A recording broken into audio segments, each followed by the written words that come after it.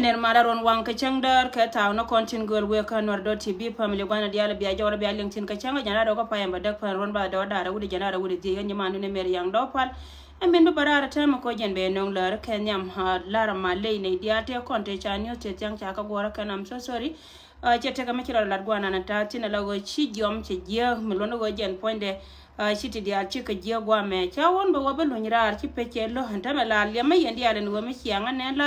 la ze likes tin konti la likes tichita commenting kon la likes yel mo la ko eto enchan bi facebook ba kon kula ko la ngaye wo me let kon dan sorry changa de trap ko kon sorry la wajen ba me dong dien pe cha report ne tu mana ken long me lono wajen mo wo kon ci kon gur kor pe dan te ka ci ngwan ti bo wo jek jen ba da rong ba wo de jaga me lono wo me chianga ne live la ko ja chia ka jen ba biya tin konti la likes biya ka so biene dia ko nga yela like wanna ka won nyamre la ko ben ka ko rar ka te chang te konti gora ba chu ka ye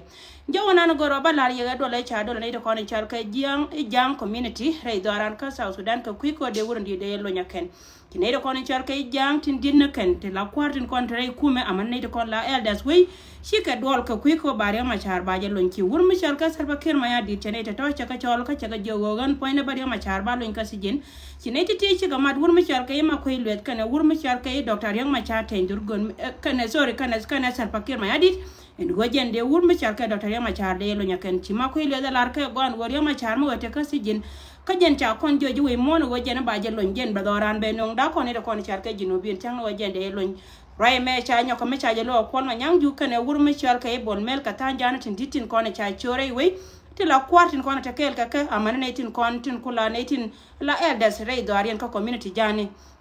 charo mo chaje lo min bakula larne tin kona to gwada meter chalka inwari en go yene dialen kona to gwada to yen tin ka don guri yen tin kona larke ji gat balar ye go ka jom mitel ka yen go yen tin kona larke ji gat ka wurmi chalka selfa kir ma yadit jen panken chakari jaga wurmi chalka e bolmel kane wurmi chalka e kwal manyang juk again ci gar dara tin kona chalka e ji do atin twala cholo gar bor tin kwa kor South Sudan kwala ramtin dingai kon dial ke wurma chal ke kon ma nyang ju kana jen wurma chal ke ma ko le kana ida kono ko korta utudan ko yaram tin gwane dial kono tin e kon te gatin mun go kan pankien aken ko barga dale ko wurma chal ke salva kir ma yadi ko le jo kana go bata ke du 1991 ba chol kana ida kono chal ke enwari mishala da kula te ke yen ling yen tame wurma chal ne ma char cha je yen ko jene te ka mi jo ma chala da je na ser yen ka je ko wote ka ti jere chalat ka kan te dia te ko ne cha goro penya kan ga ne ti ba chi ka ga karo dien ka pati dia re do arien ka kuiko woken panken lar wurmi chol ke ma ko ile de jena ba wurmi chol ya ma char ba lo ke wobe mal ba wo ka wonyam ka bene de ko ken ko la chori je ko cham wa bi ka chonkel ka kon ka doran ka South Sudan raya mo jen te ka mai ka ga ta ma kan gar daro ken panken der ka ne mer gwana na te ka tin chika ga ka politik gwana na te ka tin mo no jen mbo ko lar ye yene titi ba wakani de ko ne chal ke je jongle kan gar daro ga ga chiga ga ke nu gwana na te ka tin gwa ma che wo mana bor mo no go ta ma tara to da na bro ya me ba wakani de ko ne chal ke je jongle special ne de ko ne chal ke lo lo wajen chika men chi ai ngo wata lo wata ka ko wata ka ne to gor ke de wara idien ka ne de ko no goro de lo wara idien ka ne ko la manyang alo go wurmi chal ke ko manyang juk kana ne ka tin ko ne chal le kan chiga mat kana bol mel no wara ilo ko na mo di waje long mo no wajen poinde gore je de ne ko kende ko tin tukula de ne kentin konin gor ko wade na de ko jartin ka te ka plan ba mi gor ko na wolo ba ka da karo de ne ko ni chal ke lo community bi ate ke lien ka ro me la re yema aze chieng chene ko ni chal ke ji community gore je go wo bi adunga ne bor bi ne ken ko gar botam chara da ka jil ka kel tanken jil ka kel ke wurma chal ke ya ga ko ka tanken jil ka kel ke wurma chal ke ko ma nyangju ala women bakula lar ye jenen ne gor ka je ba ya da ka da na ba da ne ye jenen lar ka je kenen go jen point wurmi chal ke ya ga ko ba woy ka ko te tin warga ma cha gore ko ma nyangju che gor wurmi chal ke selfa kir ma ya di te la wo che jo wone ne jen ba wurmi chal ke ya ga ko kana ne ke ba ka woy ka go jen ya ga mat ka kana wurmi chal ke imma ko ilwet ka kuy ka mi che ke wona che pola te kera ide jen ba no ne wurmi chal ke ma joga lwato ngai je gwana me gojen gor kana je go ba dor lo ka ba ja da ka jen che beto ka ni ko ni chal kai lo position na cha ma joga lo cha la tin ka South Sudan me gor kana je go dunji no bi ndia la position me go lo ki position me de wo ko jen ba nan ka ga na chi mun no gojen point de do kel me la nya ka ni position den ko na la nyen kon ni ko ni chal kai nor bi agu ye nan ni ko ni chal kai lo community ka te ko na lat ka rodian gwa ma ko ku me chi ku me dien mun no gojen point ken no go kana te ka ko ra ka lar ka je ka ni jino be do den ka ro ade mi te ka ra me ler ke la ka go ga je wora ma de na ler ka do ro gwa nya nya ma cha la nya ka do pele gore je bia gui ka duk to go le ne ko ne chalke community anta me ja loro na mi che ka wona du ma joga lo ka ne wur ma chalke ga ko ko ka ne lo gor ka ne je waje ne lo bi ka take problem roi mi che ka wona jen plan ne cha la ka kan ka do kel ka tin ya la ko ne gor ko ba dor ba je de ka je no ma information ma ka me yene ti na ska bia take lim tin ga waje to plan me cha la ka ne ta ma ka ga kan ga ro da ro to ko ko la to ka South Sudan go bi na liu ka jinu jen point de edunian kan ne de ko ne chalke ji jonga le ka bor munon wo kan point kan ga bor da ro ko ne te ka wur mi chalke ma ko ilwet kan ne wur mi chalke ko ma nyang juk ka kan ne de ko ne lar ka je kan go an wo to go ka revenue ba lar ka ne de ko ne chalke in wore cha ne na ka 1991 ala wo jen na de tin mi sheka wo no ka je na ku yana la ne na la go kan point la ka si long ka salwa kir ma ya di te la go ta ka position cha ga wotin ko go lat ke ku me ken munon go kan chika ga ka ga ge na ga ka ja woro da kan re bor mi biya dum bor wa ka be biya ko da tin no ta kon re bor ne de ko ne chalga jipan ga kan ne te ko ne chalke lo biya ta ko pare yen che biya go kan la ri na ma plan do la di ne da ne cha do la kan ka ken me ga ngara mu gore je biya te ka ling tin go an go kan pan ke ne je ne cha do la kan cha ngo go jen cha wurin di cha bulun ram gor jen go jen pon ne te ka me liba kon ma nyang jo che la ra jo go te ro mal ka South Sudan non wo yene diala ko ni chingre wo kali be na taw kamal mi agwa ma jen biya malun biya ko gor gwada dien kol ma nyang du jo ke la ra jo go telo mal ka jinub non wo ntama ken pankien ma ko ka tayin gwa ma plana ken ko ne cha plana ken shikar wa ne ken la ke ken mila wi ka club house ni la ni tin diala ko la ke ka ken plana ko na la ke tin je ni ray mukta ba dien kan la wo club house la ja la ke go gur mi chal ke doctor yang ma char ba ten gwa ma ke runti 100 years ka cha benene ne ka ci ko ne benone ko ken non wo jen point de a jen plana te ka ken ma ka jen tode ka jara ina lar ka ye chore ji ga ngase lon ken ne ko ne chale ji ko cham wa ko ken nyana ka ken dor ba ya la lar ne ko na tare we ka South Sudan go ra melim na male da ne cha nang ne doctor yang ma chare yang ma cha nang ne jare ko jen ba ko lo ka ba ken ko nyane mun no go jen me chire ma char to la go de ko go re je go jen ran ma la ka ne tin ko ne chal ka ji we ndama me chi ka na ma chora lo ye la go ken pan ken cha la chance ka cha ya go ro go jen be na ma to chi bol me lok ka ne wur me chal ke ko ma nyang ju en go jen ba lo lakin da wur me chal ke selpa kir ma ya dir kane wur ma shalke kana ma ko ilu cha lara kan wode wuro di de lon ala go jaw ma aken ma balarin community ala community nori go biya ta gan yitin en go ken baka ka plan go gor ka jaba lo baka da ken mulun go jen pan ken da lo ka gara da kan ta tiga ken ko la wato ko bina rawna tin yelo mo ko go biya rona ke dunga na bor la go jen ba yor shama cha ko kan biya ta da ko par ta ma shi ka gona min biya jen na ta tin min dong de ne dunga ma shal kan yero county tin di al ngana kan ci ga barar tin go ci yero cha ta two commissioners yes roi mi sheke wona te tin ko wada da to ko wajen me da ne tore mala commissioner de kele don ma chal Kanyarol county mulo go shede wada nyarol te ka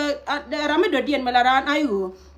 ko ngai kon dia le gon wore lo ka jen point de shede do ri kon dia te ji ayu tin kan ji aji mulo go mi ji ayu go chane ken ja nyoga ma chala ka ken kel mo go along lakin te lambi to ga community nyaral ko wona de kon chal ka ji nyaral ka rodien ci ga baga ka rodien ka wajen point ken kanai kon la two parties te kan gwa kel rayna na bala ne dia la kon chwai ka je la gojen jab ka ya onu tin wan gor ka wo ba ka ken panken kwa ka la gor ba ka la mai man bala ye gwa wo tin bu kon lo ka gojen bana mai dop gwa ne je wo ma ja dop ka ro ada mai mo wo gor ba dop jen cha kibri de bu gor ba dop ka do ma baro de par ga ma dop ka ro ade la re yendi ala mo lo ne wo Kanyarol county te ke two commissioners tele me je mata tin e ayo jen point de kan ne tin kono kwale chole jiaji aroda kuyo go ya kullu ele gwa mate tin la kin law biya ngai ne jaga wo dine law go yemina te tin rieda rodun bor mo yena wo goro go na katone chiema na wuro mi chalke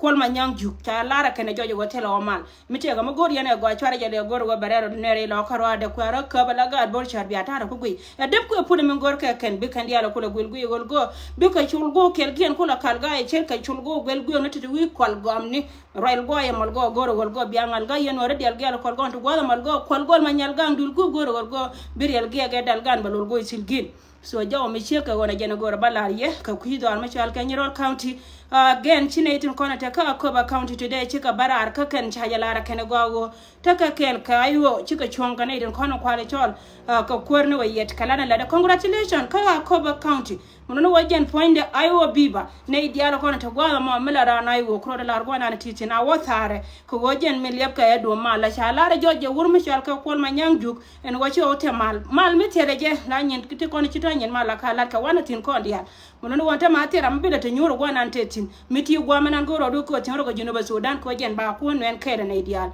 rai mi sheka wono chine ko ne chal ke ji ayo ka Koba county charolar today ka ken chika joy ka te ka tini wan jena nana de gorde nyoka malara kondi an men dong dia no wo yene de kono chia chai ngi ka Juba South Sudan ma wo yene wo kuilane ka gwa me be ne jen benwen ba cher ka jen point ba ka ji a cha cho de chele lar ko ken ka ne de kontre we mulunu wo jen mu wo kuilane la wo jin biro do kone la wo chi war ko chika yen gwa me be ne ba ka ji mulunu wo tindi al ko la ro gwa mo wo ke gwa ka ne din chantin kono chu ka ko ni ba ya la gwa long yene dia ko la ji China te ka Juba South Sudan one day wete mo to chu goro ki baradu do gonche do tin ibe wollo itina la go jen point ya wi barad gor chet ka me cha la re ye chu kare so way nga wi duel chu be ben pin wi duel mo lo no go yen ne tin ko la ka ye ler go ma biya go no ra ni yon kon yon de ka social media de te mo ne re do wala mo re wi ka South Sudan karo ra jen tere ga chen me cha bul me cha yen ku yon ku am ngai mo tra la bol ga wi cha re ni ri ka ji za Africa jen tare wi ka South Sudan point ken karo jen bar ka dali la go jen cha ma cha do ba ken la da mare lakin jen baroda kuna nyoka mejo baroda jaw ko kenta ka kon coach baya la ro te ka tia be na tia lot karodia na ka ka hen go jen poinde gore je go bira ne dial gi ala kol gonte silgin be ka worgula lol gong mo watol go ralgan metel chol gog ralgan metel walgan gergal baril gi lol gong ka jelgan biya wil gi cher ka gol go titere pilgini sorgo am molgo biya kula lil gi ajana de gorde la yana mo yen Juba South Sudan biya tada biya ko pa royen banyo ka makama kon ha ku katindi ala kon ra ku dom ni jana na jel kan ne kon gwana dia la kon ta kontin sorry te ka mi chapen ban ngoda kama ko je polo on te mela go gore je banga wata ga gadi je ka kuma refugee camp de cha ka kam dar ma chal ka ina da pal ka gada token panken wa ka gada dole kan gada netin kan dole nyete shi jen ka kuma ga jen site jon re daran ka kuma refugee camp batel mbala tina tame dum do go kono kune polo na gorna ya go run ba barar bay lan ma la silu chanda ka men talen ka ne to ngode stir ka ne ko na nga to ka kan lu njaw bad ngoda ka ma pan na bana pan ka ne ko ndi ala refugees tin kontra re mon ka South Sudan special ne ko ta ka bur bi na na ka tana ta ka re pini pan na ka ko nyala ne dia ta ka fan ga ka ne ko ta ka bur bi ko go ken chuit ka longa tema ka choyena ne chuit ka gwa mo ko ndi al pan ne bum go de ko mal de ta kel ka ke tana ta ka gare pini gen chala te mi ci bay long pan na ka kuidi na go kori ye chwa ta kel ka chet ka me dane to kon re do arba ka gwa de dan tel go kumba la to go ka nyach mi nya je ben la ko la chunga kel kana do ko da ari ja kane wana pa la ko ne ndi ala ko nen kon mi she ka go na mun go kel kana ro endong dienen go ra banyo ka la ye lunya luin ka bol mel jaw bol mel charo wa je kum yona da meton me je karo ina ne chala no ko point ne bol mel la wo ina ne cha ko ken gwa cha ko pat me cha gwa cha pat do ar kel cha chele cha ko ken kana gwanda wana ne sel pakir ma ya di mo lo go jen cha kum yona to tor che wa je je no ka je na ba char do ar me chal ke wara ba nyo ko luitin chare da ne cha lenga piu me cho kon lat me dan me cha lat ka lien mi kana moy ka ngada ka la wo gore je wo ba ka nyo ko mi cha ma ka le ka re ngada ka de ko wo jen point de ba ko la ko je da ko bi kor ba kula te tin bana ba ko na ka bol mel cha la yu to ko ne cha wono wa ge da ne lu nya jawtin a je na ba ka la ne cha to ko no we ka wara ba la cha re cha le nya piu te la mai ka la ko nyo ka le na ba ko jen bara nyo ka ma ba len e piu lakini yu to ken pan kien kuna la ti wo jen point ne ngon ga ka ma ja ka le wendi na men chakwa na mota na ka investigation ka gor ka jago ba ngai go wendi na men chakwa mo ato wacha dulu ka ba bi jo wirodu bitada ko par bol mel ja tin mi sheka gona yo to kone chen no ajena bakala ne chara do arme chal ka warabi state we do arme chal ka baral ka dad la go jen chara la ka ni shiang mulono wa jaro ina ni chala tin na mo kane da kone chal ka ji jas ni giang ni tin kone cha jaw cha jen no ken yene tin kone la yene yo gurgwa me deni te konte cha ndongre doar ka Uganda te ka magwa meler ko dana lakin jen poinde budget ka me shelar ko na ko nyane jen me te ga mi to gara tok don lakin ngala dala te ko jen poinde tindi ala ko na lat ka rodian gwa da ma la da joje go jen tame de ne tin ko na lat ke jege de ka yong lakin la joje go te bol mo wara wadi be be long ki deni Uganda chi ga complain re doar me shwal ke je cha ne tin ko ne chal ke ne se fa ke ma di ta ka jo gwa wo man lel cha kun la ngor ka me jel ka jo wi da mo ngu yene di ara tita gwameti gorne ya gwa ba ne titi ba ka yungoi ya se fakir ma yadi wacha moy kan nan baro ay Uganda kana netin kono chalka ineke en go jen benetin kono chalka ji do arma shari Equatoria state ba ka woy bine kono chalka be ji Uganda bika ben ba kwa kendere we ko ken gor ka jaba gwada badien ba bare ken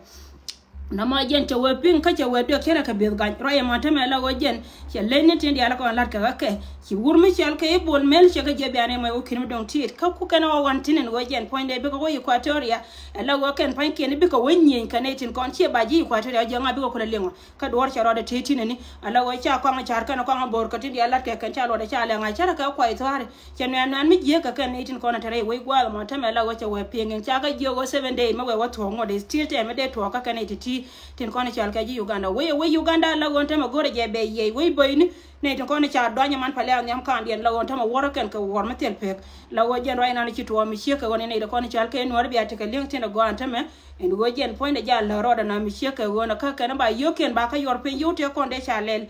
cha nong ni de ni kien man de me to kono bo kana la ri yeda ne bo na kamande ampana je shiri Uganda ri ne te konde be tin bol mel hajen gwa da ne bo tin la wo jidor mi chal ka Dubai te konte lwa ka ke ka gwa da ne chu ka ne chu kwer chenge ko ken te ka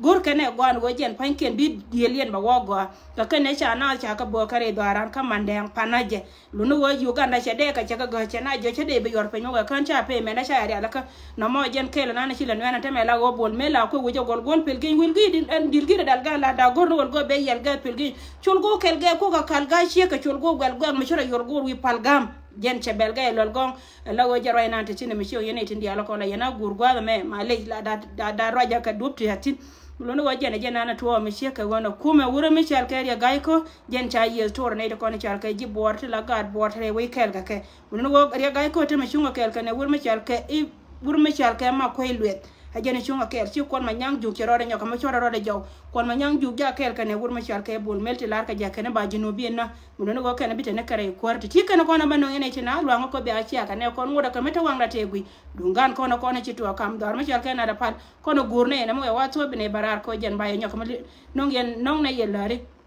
warne kan wa doti bi ci la te lon ka we na la yene guro jema non ne ci de par ye dung organisation na dan ci man da me dan chal ka